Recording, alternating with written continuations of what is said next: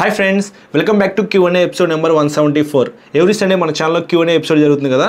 Last Sunday Q&A వీడియోలో ఏదైతే మీరు కామెంట్స్ చేశారో వాటిలో కొన్ని ఇంట్రెస్టింగ్ కామెంట్స్ అయితే పిక్ చేశాను. లాస్ట్లో బైక్ న్యూస్ కూడా ఉంది, దాని గురించి కూడా మాట్లాడుకుందాం. మొత్తం మీరు స్కిప్ చేయకుండా చూడండి.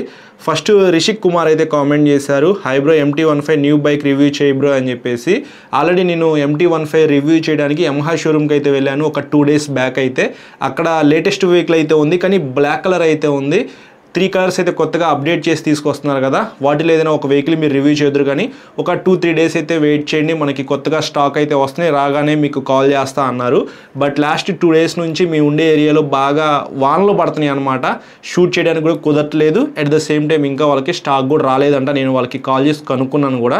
సో వెయిట్ చేయండి బ్రో, నెక్స్ట్ వీక్లో మీకు ఖచ్చితంగా MT-15కి సంబంధించిన వీడియో అయితే అప్లోడ్ చేస్తాను. ఆ వీడియోలో ప్రైస్ ఎంత, స్పెసిఫికేషన్స్ ఏంటి, నా రైడ్ ఎక్స్పీరియన్స్ మొత్తం క్లియర్గా మాట్లాడుకుందాము. నెక్స్ట్ సంపత్ కామెంట్ చేశారు, what is the differences between normal tyres and radial tyres. First normal tyres గురించి మాట్లాడుకున్నట్లయితే మ్యానుఫ్యాక్చరింగ్ కాస్ట్ అయితే చాలా తక్కువ అయితే ఉండిద్ది, ప్రైస్ తక్కువలో మనం ఈ టైర్స్ అయితే పర్చేస్ చేయొచ్చు. పవర్ అండ్ టార్క్ మనకి ఎక్కువగా జనరేట్ చేయని వెహికల్స్ ఉంటాయి కదా, 100, 150, 200 cc లోపు ఉన్న వెహికల్స్లో ఎక్కువగా ఇట్లాంటి టైర్స్ అయితే చూస్తాము. ప్రైస్ కట్ చేయడానికి చాలామంది నార్మల్ టైర్స్ అయితే యూజ్ చేస్తారు. ఎక్కువ స్పీడ్ వెళ్ళేటప్పుడు మీకు అవి సన్నగానే ఉంటాయి, ఇంకా కొద్దిగా సన్నగా అయిపోతాయి అనమాట. అప్పుడు మీకు టైర్స్ గ్రిప్ కూడా ఎక్కువ ఉండదు. 100, 150 cc మనం మ్యాక్సిమం ఈ టైర్స్ అయితే చూస్తాము.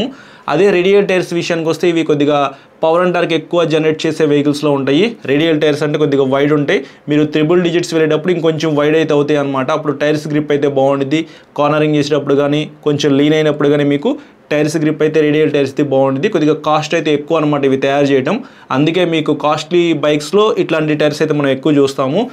వైడ్ పెరిగే కొద్దీ మీకు కాస్ట్ పెరుగుతుందన్నమాట. అలాగే మీకు లోపల చాలా కాంపోనెంట్స్ అయితే యూజ్ చేస్తారు ఆ టైర్ అనేది గ్రిప్ ఎక్కువ ఉండటానికి, అలాగే ఎక్కువ రోజులు రావడానికి. బట్ రియాలిటీ విషయానికి వస్తే మీకు రియల్ టైర్స్ అయితే త్వరగా అరిగిపోతాయి నార్మల్ టైర్స్తో కంపేర్ చేసుకుంటే, ఎందుకంటే అవి పవర్ అండ్ టార్క్ ఎక్కువ జనరేట్ చేసే వెహికల్స్లో యూజ్ చేస్తారనమాట. సో ఎక్కువ స్పీడ్ వెళ్ళామంటే ఖచ్చితంగా టైర్స్ అరిగిపోతాయి కదా. నెక్స్ట్ మహేంద్ర మహి కామెంట్ చేశారు, అన్న what is the engine tuning, telling pros and cons.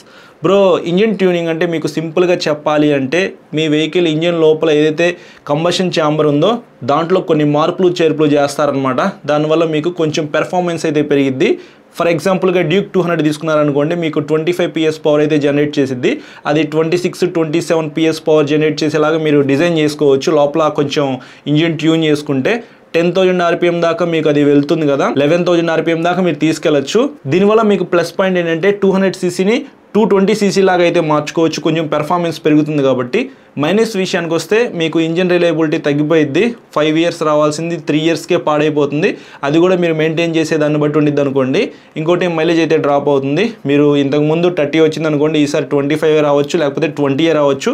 అది కూడా మీరు నడిపే విధానాన్ని బట్టి ఉండిద్ది. కాబట్టి నేనైతే మీకు ఇచ్చే ఫ్రీ టిప్ ఏంటంటే వెహికల్ అయితే ఒకటి మంచిది కొనుక్కోండి, ఎటువంటి మోడిఫికేషన్స్ అయితే చేయించద్దు, ఉన్న వెహికల్ ఉన్నట్టుగా వాడుకోండి. హ్యాపీగా వీకెండ్స్ అయితే మంచిగా లాంగ్ రైడ్ అయితే ప్లాన్ చేసుకోండి, రైడ్ని ఎంజాయ్ చేసి మరి ఇంటికి వచ్చేసేయండి. నెక్స్ట్ రైజర్ కామెంట్ చేశారు, ఎక్స్ట్రీమ్ 250R వర్సెస్ డ్యూక్ 250 ఏది కొనాలి. ఫస్ట్ మీ కామెంట్కి ఆన్సర్ ఇస్తాను. బడ్జెట్లో కావాలి అని అనుకుంటే ఎక్స్ట్రీమ్ 250R కొనుక్కోండి. మీకు డ్యూక్ 250లో ఏదైతే చాసిస్ ఉందో, టైర్స్ ఉన్నాయో, సస్పెన్షన్ ఉందో సేమ్ ఇందులోనే లభిస్తూ ఉన్నాయి. డ్యూక్ 250 ఏంటంటే అందులో క్విక్ షిఫ్టర్ అయితే ఉండిద్ది. ఈ డిజైన్తో కంపేర్ చేస్తే ఆ డిజైన్ మీకు ఇంకా బాగుండిద్ది, కానీ కొంచెం ప్రైస్ ఎక్కువైనా పర్వాలేదు అనుకుంటే మీరు డ్యూక్ 250 తీసుకోవచ్చు. ఈ టాపిక్ మీద నేను మన ఛానల్లో అతి త్వరలో ఒక వీడియో అయితే అప్లోడ్ చేస్తాను, ఎందుకంటే ఈ మధ్య కాలంలో చాలా 250 cc వెహికల్స్ అయితే ఉన్నాయి. టాప్ 5 ఏమున్నాయి, వాటిల్లో ఏది కొనుక్కోవాలి అనే దాని గురించి ఆ వీడియోలో మాట్లాడుకుందాం. నేను అప్లోడ్ చేస్తాను, కొంచెం వెయిట్ చేయండి. సబ్స్క్రైబ్ చేసుకుని సపోర్ట్ చేస్తూ ఉంటేనే మీకు మన ఛానల్లో ఎక్కువ వీడియోస్ అయితే వస్తూ ఉంటాయి. పక్కన నోటిఫికేషన్ అయితే క్లిక్ చేసి పెట్టుకుని నేను వీడియో పెట్టిన వెంటనే మీకు నోటిఫికేషన్ కూడా వస్తుంది. నెక్స్ట్ శ్రావణ్ కుమార్ అయితే కామెంట్ చేశారు, sir please tell me when we need to change the engine oil for Unicorn. Showroom people are saying 4,500 kilometers once it is right or not. Fully synthetic engine oil అనేది మీరు purchase చేసి ఆ వెహికల్లో use చేసినట్లయితే 4,000, 4,500 kilometers దాకా మీరు తిరగచ్చు, ఇబ్బంది అయితే ఏం లేదు. క్యాస్ట్రాల్ కానీ మోటివ్లు కానీ 10W50 ఆర్ 20W50 ఆ ఆయిల్ అయితే మీరు ఆ వెహికల్లో యూజ్ చేసుకున్నట్లయితే అన్ని కిలోమీటర్లు అయితే తిరగచ్చు. బట్ నేనైతే మాత్రం ఒకవేళ యూజ్ చేసే మాట అయితే 3,000, 3,500 kilometers కన్నా నేను ఎక్కువ తిరగను. ఇంకా ఆ ఇంజిన్ ఆయిల్తో 1000 kilometers తిరగచ్చు, బట్ నేనైతే సేఫ్ సైడ్ గానే ఒక 1000 kilometers ముందే మార్చుకుంటాను అనమాట. ఎందుకంటే ఎండ్ ఆఫ్ ది డేకి ఆ వెహికల్ మనది, మన వెహికల్కి ఏదైనా ప్రాబ్లం వస్తే మనమే రిపేర్ చేయించుకోవాలన్నమాట. షోరూమ్ వాళ్ళది ఏం పోయింది, 10,000, 8,000, 7,000 kilometers కూడా రమ్మంటారు. వాళ్ళు ఇష్టం వచ్చినట్టుగా మనం ఒకసారి ఇంజిన్ ఆయిల్ పోసుకొని 7,000, 8,000 kilometers తిరిగామనుకోండి, ఇంకా ఆ ఇంజిన్ పాడైపోయింది. పాడైపోయిందంటే వాళ్ళేం రిపేర్ చేయించారు కదా, మనమే రిపేర్ చేసుకోవాలి. మీరు normal engine oil mineral oil అయితే ఉండిద్ది 450-500 దాకా అయితే ఉండిద్ది. సెమీ సింథటిక్ ఏమో 800 దాకా అయితే ఉండిద్ది. ఒకవేళ సెమీ సింథటిక్ ఇంజిన్ ఆయిల్ మీరు ఆ వెహికల్ యూస్ చేస్తున్నారనుకోండి 3000 కిలోమీటర్ల దాకా తిరగచ్చు. ఒకవేళ ఫుల్లీ సింథటిక్ ఇంజిన్ ఆయిల్ అయితే 4000-4500 దాకా తిరగచ్చు. మినరల్ ఆయిల్ అయితే మాత్రం 2000-2500 కిలోమీటర్ల కన్నా మీరు ఎక్కువ తిరగద్దు. సో ఒకసారి మీరు షోరూమ్కి వెళ్ళి ఇంతకుముందు ఏ ఇంజిన్ ఆయిల్ పోసారో అడగండి, దాని కాస్ట్ తెలుసుకోండి. ఫస్ట్ 700-800 అన్నారనుకోండి సెమీ సింథటిక్ అనుకోవచ్చు. సెమీ సింథటిక్ ఇంజిన్ ఆయిల్ వాళ్ళు యూస్ చేస్తున్నారనుకోండి 5000-6000 కిలోమీటర్లకు వాళ్ళు రమ్మంటారు. బట్ మీరు అన్ని కిలోమీటర్లు అయితే తిరగద్దు. హ్యాపీగా బయట మీరు ఒక ఇంజిన్ ఆయిల్ డబ్బా కొనుక్కొని మెకానిక్తో మార్చుకుంటే సరిపోయింది. ఇంజిన్ పరంగా ఎటువంటి ప్రాబ్లమ్స్ అయితే రావు. టైం టు టైం మీరు ఇంజిన్ ఆయిల్ మార్చుకుంటూ వెహికల్ యూస్ చేసుకుంటే హ్యాపీగా 10 years 15 years అయినా సరే షోరూంలో కొన్నప్పుడు ఎలా ఉందో అలాగే ఉండిద్ది, ప్రాబ్లం ఏమీ రాకుండా. నెక్స్ట్ అజయ్ కుమార్ అయితే కామెంట్ చేశారు, ఫేరింగ్ బైక్స్ కోసం చెప్పు బ్రో 600cc వరకు. చాలా వెహికల్స్ అయితే లాంచ్ అయినాయి ఈ మధ్య. ట్రక్స్టన్ 400 కూడా లాంచ్ అయింది, నాకైతే చాలా బాగా నచ్చింది. కానీ కొంతమందికి ఆ వెహికల్ డిజైన్ నచ్చకపోవచ్చు. లైవ్లో ఒకసారి వెళ్ళి చూడండి బ్రో, మీకు ఖచ్చితంగా నచ్చుతుంది. నాకైతే క్లిప్ అండ్ హ్యాండిల్ బార్స్, ఆ ఫ్రంట్ డిజైన్, ఫేరింగ్ అదంతా బాగుంది. తర్వాత R15 వర్షన్ 4 డిజైన్ కూడా నాకు చాలా బాగా నచ్చింది. ఇంకా మీకు పల్సర్ 220 ఉంది. అట్లాగే చాలా వెహికల్స్ అయితే ఉన్నాయి కదా. ఫేరీ డిజైన్లో మీకు ఏమేమి వెహికల్స్ ఉన్నాయో ఒక డెడికేటెడ్గా వీడియో రికార్డ్ చేద్దాం అనుకుంటున్నాను. నెక్స్ట్ వీక్లో మీరు ఆ వీడియో అయితే చూడొచ్చు. నెక్స్ట్ మారుతి కామెంట్ చేశారు, Honda Shine 125 new model bike, back tyre 90/90 change చేసి 100/80 టైర్ వేసుకోవచ్చా అని చెప్పేసి. బ్రో ఫస్ట్ ఏంటంటే మీరు ఆ వెహికల్ 125cc కదా, కమ్యూటర్ పర్పస్ కానీ మీరు కొనుక్కొని ఉంటారు. సో జనరల్గా సిటీలో తిరిగే వాళ్ళైతే మాత్రం మీకు మైలేజ్ అయితే చాలా ఇంపార్టెంట్ అనమాట. ఒకవేళ టైర్ అరిగిపోయింది అనుకోండి, సేమ్ అదే టైర్ పర్చేస్ చేసుకుని వేసుకోండి, మీకు మంచి మైలేజ్ అయితే వస్తుంది. లేదు నాకు కొద్దిగా వైడ్ టైర్ కావాలి, 100/80 సెక్షన్ టైర్ అడిగారు కదా, ఆ టైర్ కావాలి అనుకుంటే మీరు వేసుకోవచ్చు టైర్ పడితే. ఒకసారి మీకు దగ్గరలో ఉన్న టైర్ షాప్కి అయితే వెళ్ళి 100/80 సెక్షన్ టైర్ తీసుకొని పర్చేస్ చేయదు, జస్ట్ తీసుకొని ఈ వెహికల్కి పెట్టుకోవచ్చు లేదా అని చెప్పేసి వాళ్ళని అడగండి, వాళ్ళైతే మీకు ఇంకా క్లారిటీగా చెప్తారు. బట్ మీరు ఆ టైర్ వేసుకుంటే మాత్రం ఇంతకు ముందు వచ్చిన మైలేజ్ అయితే ఇప్పుడు రాదు. ఖచ్చితంగా 4-5 కిలోమీటర్స్ మైలేజ్ డ్రాప్ అయితే మీరు చూస్తారు. నాకు మైలేజ్ తగ్గినా పర్వాలేదు, కొంచెం బెటర్ గ్రిప్ కావాలి అని అనుకుంటే మీరు కొనుక్కోవచ్చు. నెక్స్ట్ మన వీడియోస్ అయితే కామెంట్ చేశారు, బ్రో భీమవరంలో జావా షోరూమ్ మళ్ళీ ఓపెన్ చేసే ఛాన్స్ ఉందా అని చెప్పేసి. రీసెంట్గా నేను ట్రయంఫ్ షోరూమ్కి అయితే వెళ్ళాను, మంగళగిరిలో అయితే ఉండిద్ది, అంటే తాడేపల్లిలో ఉండిద్ది అనమాట. సో ఆ షోరూమ్ అనేది రిమూవ్ చేసేసి విజయవాడలో పెడుతున్నారంట. విజయవాడలో ఎక్కడ పెడుతున్నారో తెలుసా, ఇంతకుముందు విజయవాడలో జావా షోరూమ్ ఏదైతే ఉందో సేమ్ ఆ ప్లేస్లోకి ఇప్పుడు ట్రయంఫ్ అయితే వస్తుంది. వరుణ్ మోటార్స్ వాళ్ళు అయితే అక్కడ పెడుతున్నారనమాట. ఇంకొక న్యూస్ కూడా వాళ్ళు నాకు చెప్పారు, భీమవరంలో జావా షోరూమ్ అయితే ఉంది కదా అది రిమూవ్ చేస్తున్నాము, అక్కడ ట్రయంఫ్ షోరూమ్ వస్తుంది అని చెప్పేసి. కానీ చాలా మంది రీసెంట్గా HD కంపెనీ అప్డేట్ చేసిన అడ్వెంచర్ వెహికల్ అయితే రివ్యూ అడుగుతున్నారు. షోరూమ్ అయితే ప్రస్తుతానికి రిమూవ్ చేశారు. విజయవాడలో షోరూమ్ వేరే చోట పెట్టారా లేకపోతే పూర్తిగా విజయవాడలో జావా షోరూమ్ అనేది రిమూవ్ చేశారనేది నాకు ఎగ్జాక్ట్గా ఇన్ఫర్మేషన్ అయితే లేదు. నేను కనుక్కొని ఖచ్చితంగా మీకు HD అడ్వెంచర్ వీడియో అయితే చేస్తాను. ప్రస్తుతానికి భీమవరంలో కూడా జావా షోరూమ్ అయితే తీసేశారంట, విజయవాడలో కూడా లేదు. నెక్స్ట్ గిరీష్ అయితే కామెంట్ చేశారు, hi bro I'm from Tirumala, NS400Z versus Guerrilla 452 the best in ghat road. Ghat రోడ్లోకి మీకు బెస్ట్ ఉండాలంటే టైర్స్ గ్రిప్ బాగుండాలి. ఇంజన్ పెర్ఫార్మెన్స్ అయితే మీకు NS400Zతో కంపేర్ చేసుకుంటే ఇందులో కొంచెం ఎక్కువ అయితే ఉండేది, ఎందుకంటే 40 PS పవర్ 40 Nm టార్క్ అయితే జనరేట్ చేసింది కదా. సో పెర్ఫార్మెన్స్ పరంగా చూసుకున్నట్లయితే మీకు గొరిల్లా బాగుండిద్ది, చాలా కాంపాక్ట్ అయితే ఉండిద్ది. అందులో కూడా మీకు మంచి సస్పెన్షన్ అయితే ఉంది, సీట్ కంఫర్ట్ బాగుండిద్ది, అలాగే వైడ్ టైర్స్ అయితే ఉంటాయి. ఫ్రంట్ సైడ్ 120 సెక్షన్ టైర్ అయితే ఉంది, బ్యాక్ సైడ్ 160 సెక్షన్ టైర్తో లభిస్తుంది గొరిల్లా వెహికల్ అయితే. మీకు బెస్ట్ వెహికల్ అయితే గొరిల్లా 452 అని చెప్తాను. కానీ బడ్జెట్లో కావాలి అని అనుకుంటే NS400Z కూడా మీరు కన్సిడర్ చేసుకోవచ్చు. NS400Z మెయింటెనెన్స్ కొంచెం తక్కువ ఉండిద్ది, గొరిల్లా వెహికల్ అయితే కొంచెం రాయల్ ఎన్ఫీల్డ్ కదా మెయింటెనెన్స్ ఎక్కువ. ఫైనల్ కామెంట్ వచ్చేటప్పటికి తేజ చేశారు, నా హైట్ 5.1 బ్రో, నాకు హంటర్ బెటరా గొరిల్లా 450 బెటరా అని చెప్పేసి.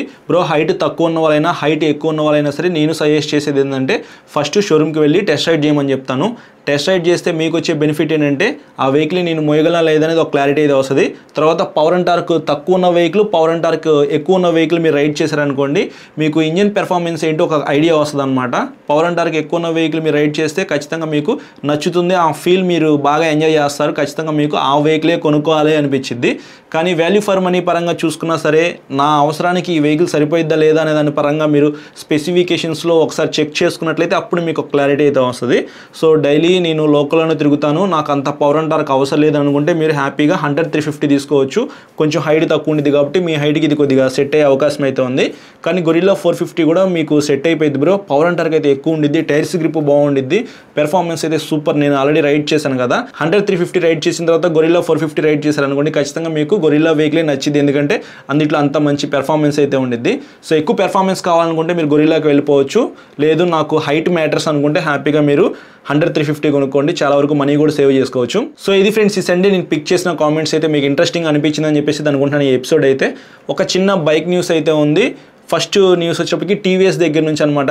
టీవీఎస్ ఎంటార్క్ వెహికల్ మీ అందరికీ తెలిసిందే, 125cc సెగ్మెంట్లో కొంచెం టైర్స్ గ్రిప్ పెర్ఫార్మెన్స్ ఎక్కువ ఉన్న వెహికల్, బడ్జెట్లో అంటే 1,35,000 రూపీస్ లోపు మీకు వైడీ టైర్స్ అయితే ఉంటాయి, 3 wheels ఇంజిన్ అయితే ఉండేది కాబట్టి మంచి స్కూటర్ అనమాట ఎంటార్క్ 125.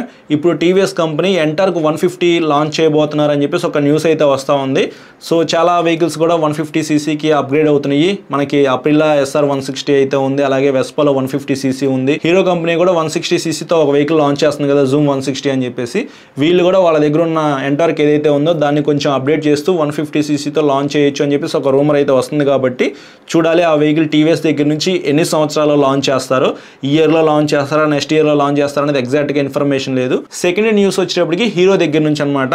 వీడా వెహికల్ తెలిసిందే కదా, వీడాని పర్చేస్ చేసిన విషయం మనందరికీ తెలిసిందే హీరో కంపెనీ.